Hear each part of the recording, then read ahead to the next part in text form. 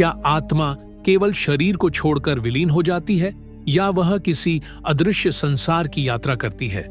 और यदि आत्मा अमर है तो फिर वह वापस क्यों और कैसे जन्म लेती है? यही है पुनर्जन्म का अद्भुत रहस्य, जिसने हजारों सालों से इंसानों को हैरान किया है। मृत्यु केवल शरीर का अंत है, आत्मा का नहीं।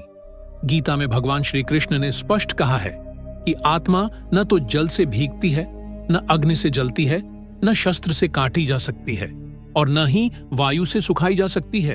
आत्मा सनातन है, शाश्वत है। लेकिन सवाल यह है कि यह आत्मा एक शरीर से दूसरे शरीर में क्यों प्रवेश करती है? इस यात्रा की शुरुआत कैसे होती है और इसके पीछे कौन से अदृश्य नियम काम करते हैं?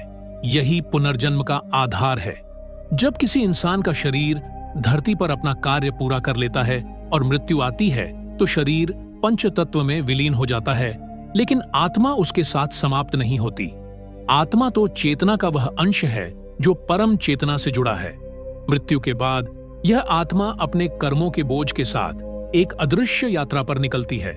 जो कर्म किए गए होते हैं वे ही उसका अगला ठिकाना तय करते हैं।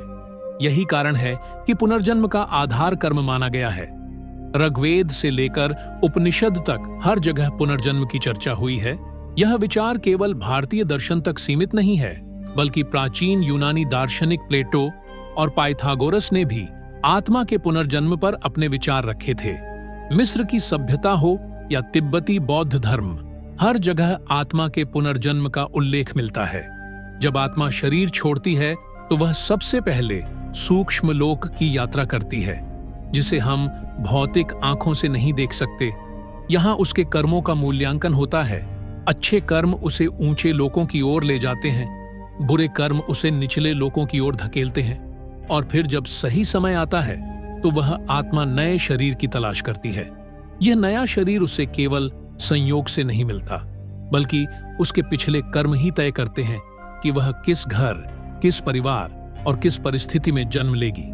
यही कारण है कि कोई गरीब घर में जन्म लेता है, कोई अमीर घर में, कोई स्वस्थ होता है, कोई बीमारियों से जूझता है।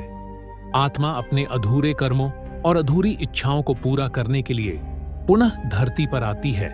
यह चक्र तब तक चलता है जब तक आत्मा अपने कर्मों से मुक्त होकर मोक्ष प्राप्त नहीं कर लेती। पुनर्जन्म का रहस्य समझने के लिए हमें आत्मा और शरीर के रिश्ते को गहराई से जानना होगा। शरीर केवल आत्मा का एक अस्थायी वाहन है। जैसे कोई व्यक्ति कपड़े बदलता है, उसी प्रकार आत्मा भी शरीर बदलती है। गीता में कहा गया है, वासांसि जीर्णानि यथा विहाय नवाणि गृह्णाति नरोपराणि तथा शरीराणि विहाय जीर्णान्यन्यानि संयाति नवाणि देहि। अर्थात जैसे मनुष्य पुराने वस्त्र छोड़कर नए वस्त्र धारण करता है, उसी प्रकार आत्मा पुराने शरीर को त्याग कर नया शरीर धारण करती है। यह प्रक्रिया अनंत काल से चल रही है और तब तक चलती रहेगी जब तक आत्मा मोक्ष को प्राप्त नहीं कर लेती। लेकिन यहाँ एक बड़ा प्रश्न खड़ा होता है कि आत्मा को बार बार क्यों जन्म लेना पड़ता है? इसका कारण है हमारी अपूर्ण इच्छाएं और अधूरे कर्म। जब इंसान जीवन में कुछ अधूरा छोड़ देता है तो वह आत्मा की गहराई में छाप की तरह अंकित हो जाता है। मृत्यु के बाद आत्मा उस अधूरेपन को लेकर बेचैन रहती है और यही बेचैनी उसे पुनः धरती पर खींच लाती है। यही कारण है कि कई बार छोटे बच्चों में पिछले जन्म की यादें पाई जाती हैं। वह बातें बताते हैं जो उन्होंने कभी इस जीवन में नहीं देखी।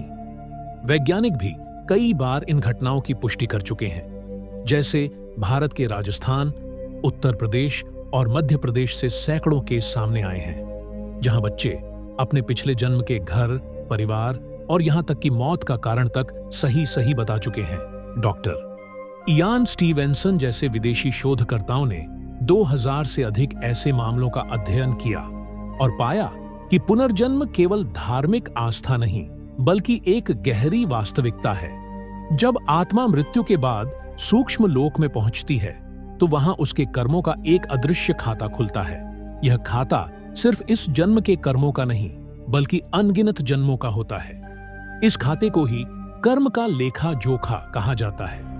हमारे शास्त्र इसे संचित कर्म कहते हैं। इस संचय में जो कर्म प्रबल होते हैं वही अगले जन्म का मार्ग तय करते हैं। अगर कोई व्यक्ति अत्यधिक दान पुण्य करता है, सच्चाई और धर्म के मार्ग पर चलता है तो उसे अगला जन्म सुखद और उच्च कुल में मिलता है।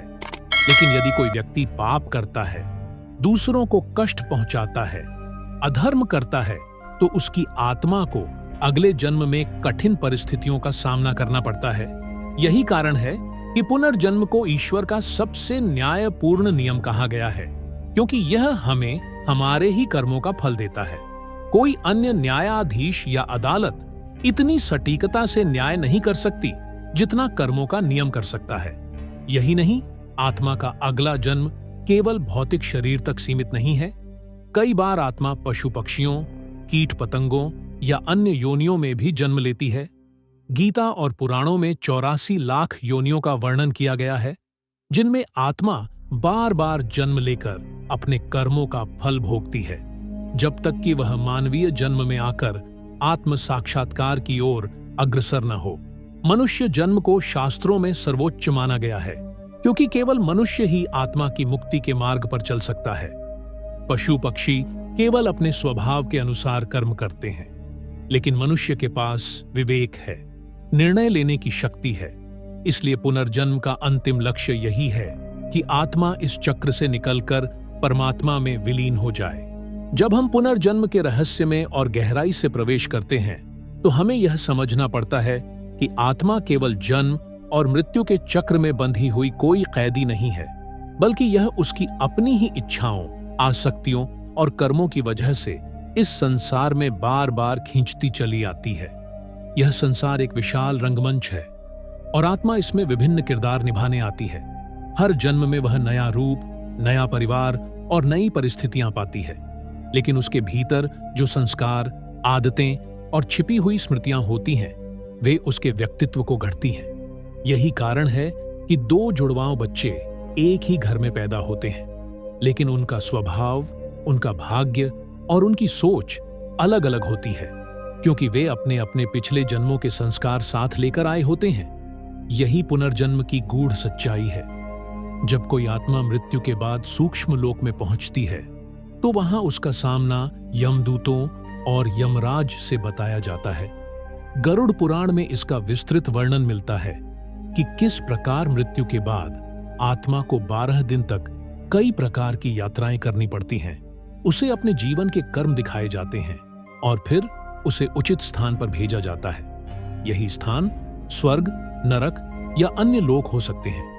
और जब उसका समय पूरा हो जाता है, तो वह आत्मा धरती पर वापस आती है। यह पूरी प्रक्रिया अदृश्य है, लेकिन इतनी व्यवस्थित है कि हर आत्मा अपने कर्मों के अनुसार ही अगला जीवन पाती है। यहाँ कोई अन्याय नहीं है, यहाँ केवल न्याय है। पुनर्जन्म का एक गहरा कारण अधूरी इच्छाएं भी होती है। जब कोई व्यक्ति इस जीवन में किसी लक्ष्य को पाने की कोशिश करता है, लेकिन उसे पूरा नहीं कर पाता, तो आत्मा उस लक्ष्य को पूरा करने के लिए अगले जन्म में उसी दिशा में खींचती चली जाती है। जैसे कोई कलाकार अधूरी कलाकृति छोड़कर जाता है, तो वह आत्मा फिर कलाकार के घर में जन्म ले सकती है। कोई वैज्ञानिक अपनी खोज अधूरी छोड़ देता है, तो आत्मा अगले जन्म में फिर विज्ञान की ओर खींच सकती है।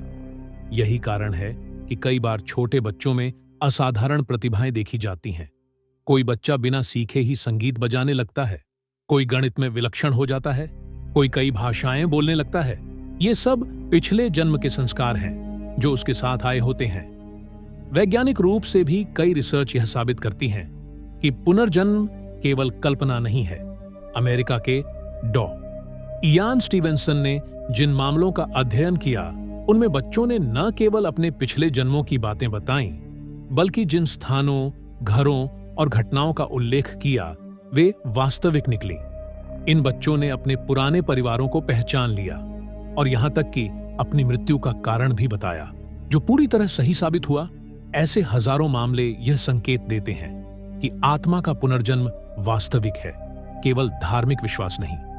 लेकिन यह समझना जरूरी है कि पुनर्जन्म का चक्र तब तक चलता है जब तक आत्मा मोह, माया और कर्मों की जंजीरों से बंधी रहती है। जैसे ही आत्मा अपने वास्तविक स्वरूप को पहचान लेती है कि वह न तो शरीर है, न मन है, बल्कि वह स्वयं ईश्वर का अंश है, तब उसकी मुक्ति संभव होती है। शास्त्रों में इसे मोक्ष कहा गया है, मोक्ष का अर्थ है जन्म और मृत्यु के चक्र से पूर्ण मुक्ति। यह तभी संभव है जब आत्मा अपने कर्मों को समाप्त कर ले, अपनी इच्छाओं को त्याग दे और परमात्मा में एकाकार हो जाए। इसलिए संत और ऋषि हमेशा ध्यान, साधना, तपस्या और ज्ञान के मार्ग की शिक्षा देते हैं ताकि आत्मा अपने वास्तविक घर लौट सके। क्योंकि जब तक यह समझ नहीं आती कि हम वास्तव में कौन हैं, तब तक आत्मा बार बार धरती पर लौटती रहती है और यह चक्र अंतहीन चलता रहता है। पुनर्जन्म को समझने का एक और महत्वपूर्ण पहलू है आत्मा की यात्रा और कर्मों का चक्र, क्योंकि यह केवल किसी दार्शनिक या धार्मिक कल्पना तक सीमित नहीं, बल्कि जीवन के गहरे रहस्यों को प्रकट करता है। आत्मा जब शरीर छोड़ती है तो वह तुरंत अगले जन्म में प्रवेश नहीं करती, बल्कि एक अदृश्य मध्य अवस्था में जाती है जिसे अंतराल या सूक्ष्म अवस्था कहा गया है। इस अवस्था में आत्मा अपने पिछले जीवन का पुनरावलोकन करती है। उसके सामने उसका पूरा जीवन चलचित्र की तरह प्रकट होता है। उसे महसूस होता है कि उसने कहां सही किया और कहां गलत, कौन से कर्मों से दूसरों को सुख मिला और कौन से कर्मों से दुख। यही अनुभव अगले जन्म की दिशा तय करता है। यह प्रक्रिया इतनी अद्भुत और गहन है कि आधुनिक मनोविज्ञान भी इसे समझने की कोशिश कर रहा है। पास्ट लाइफ रिग्रेशन थेरेपी यानी पिछले जन्मों की स्मृतियों को जागृत करने की तकनीक से कई लोगों ने अपने पुराने जन्मों के अनुभव साझा किए हैं, जिनमें हैरान कर देने वाली सच्चाइयां सामने आईं। जैसे कोई व्यक्ति अचानक किसी विदेशी भाषा में बोलने लगा या किसी ऐसे स्थान को पहचान लिया जहां वह कभी इस जन्म में नहीं गया था, लेकिन उसके मन और आत्मा में उस स्थान की यादें अंकित थीं। यह सब पुनर्जन्म के अचूक प्रमाण माने जाते हैं। गरुड़ पुराण और बृहदारण्यक उपनिषद में कहा गया है कि आत्मा मृत्यु के बाद जिस मार्ग पर जाती है उसे पितृयान और देवयान कहा गया है। अच्छे कर्म करने वालों की आत्मा देवयान मार्ग से उच्च लोकों में जाती है और जब उसके पुण्य क्षीण हो जाते हैं तो वह पुनः मनुष्य शरीर में प्रवेश करती है। वहीं पापी आत्माएं पितृयान मार्ग से नीचे की योनियों में जाती हैं और वहां अपने पापों का दंड भोगती है। उसके बाद ही उन्हें फिर मनुष्य जन्म मिलता है। यही कारण है कि शास्त्रों में मनुष्य जन्म को अत्यंत दुर्लभ और अनमोल बताया गया है, क्योंकि यही वह अवस्था है जहां से आत्मा मोक्ष की ओर बढ़ सकती है। पुनर्जन्म का कारण केवल कर्म और इच्छाएं ही नहीं, बल्कि आत्मा की विकास यात्रा भी है। आत्मा हर जन्म में कुछ नया सीखती है, अनुभव अर्जित करती है और धीरे धीरे परिपक्व होती है। यह वैसे ही है जैसे कोई विद्यार्थी बार बार परीक्षा देता है, हर बार नई गलतियां करता है, उनसे सीखता है और अंततः उत्तीर्ण हो जाता है। उसी प्रकार आत्मा भी जन्मों के चक्र में घूमते हुए अपने वास्तविक स्वरूप को पहचानने की ओर बढ़ती है। यही कारण है कि कभी कभी लोग जीवन में अचानक गहरी आध्यात्मिक रुचि दिखाते हैं। यह रुचि केवल इस जन्म की नहीं होती, बल्कि पिछले जन्मों के संस्कार भी उसमें काम कर रहे होते हैं। कई महान संतों और ऋषियों ने अपने पिछले जन्मों की स्मृतियां स्पष्ट रूप से बताई हैं। जैसे भगवान बुद्ध ने अपने सैकड़ों जन्मों का उल्लेख जातक कथाओं में किया है, जिनमें उन्होंने बताया कि किस प्रकार उन्होंने असंख्य बार जन्म लेकर करुणा, त्याग और ज्ञान का अभ्यास किया और अंततः बुद्धत्व प्राप्त किया। यही शिक्षा हमें भी देती है कि पुनर्जन्म केवल दंड या पुरस्कार की प्रक्रिया नहीं, बल्कि आत्मा के विकास और उन्नति की एक यात्रा है।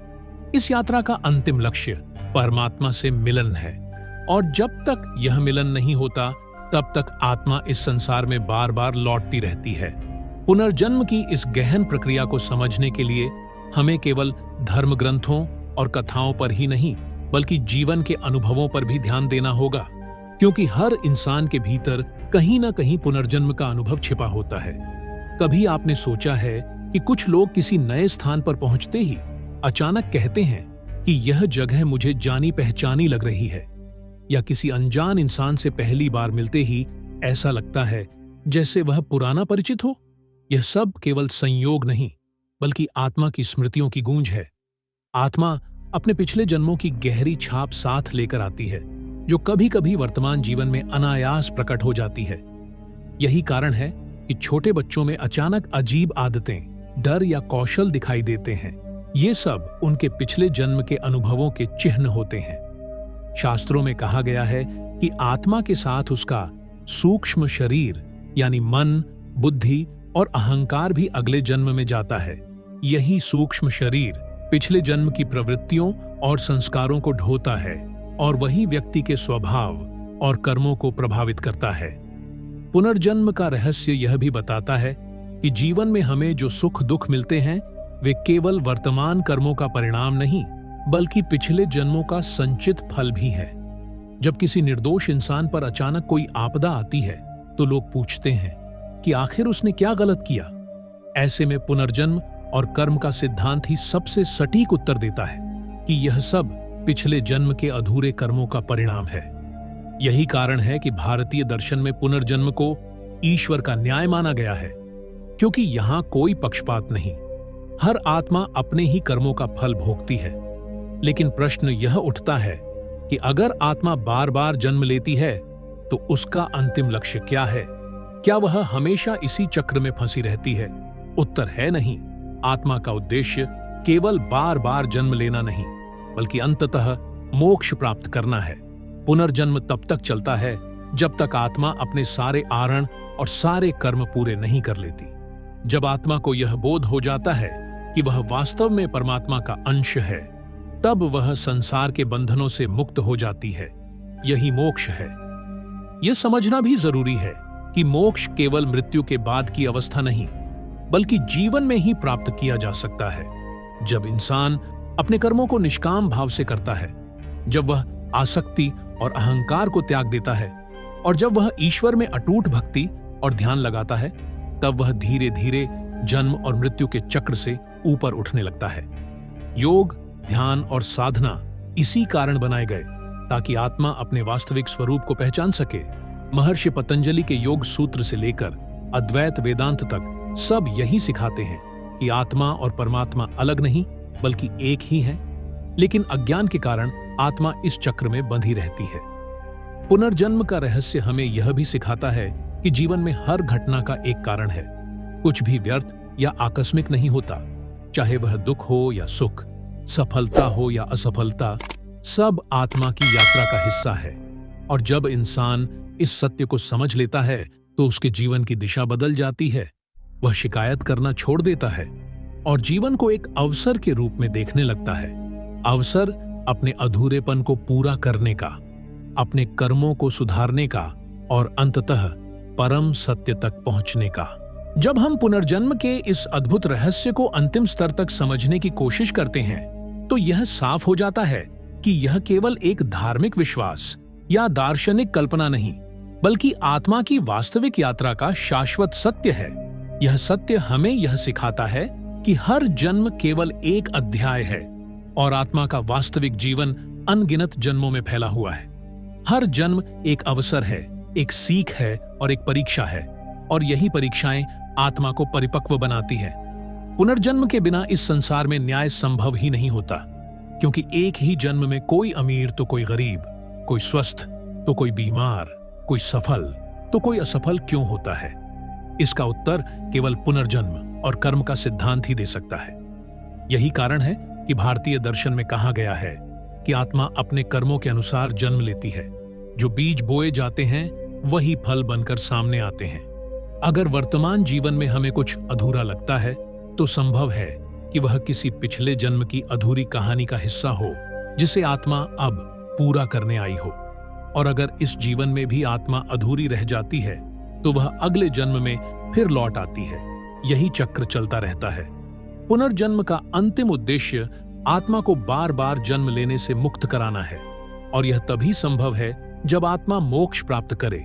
मोक्ष का अर्थ है जन्म और मृत्यु के इस अंतहीन चक्र से बाहर निकलकर परमात्मा में विलीन होना। जब आत्मा यह समझ लेती है कि वह वास्तव में शरीर या मन नहीं, बल्कि शुद्ध चेतना है, तब उसके सारे बंधन टूट जाते हैं।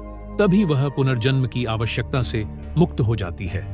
उपनिषदों ने कहा है, अयम आत्मा ब्रह्म, अर्थात आत्मा ही ब्रह्म है। लेकिन जब तक यह बोध नहीं होता, आत्मा बार बार जन्म लेती रहती है। यही कारण है कि आर्षि मुनियों ने भक्ति, योग, ध्यान और तपस्या का मार्ग बताया, ताकि इंसान अपने वास्तविक स्वरूप को पहचान सके और इस चक्र से मुक्त हो सके। पुनर्जन्म का रहस्य हमें यह भी सिखाता है कि हर जीवन में हमें अपने कर्मों को सुधारने का मौका मिलता है।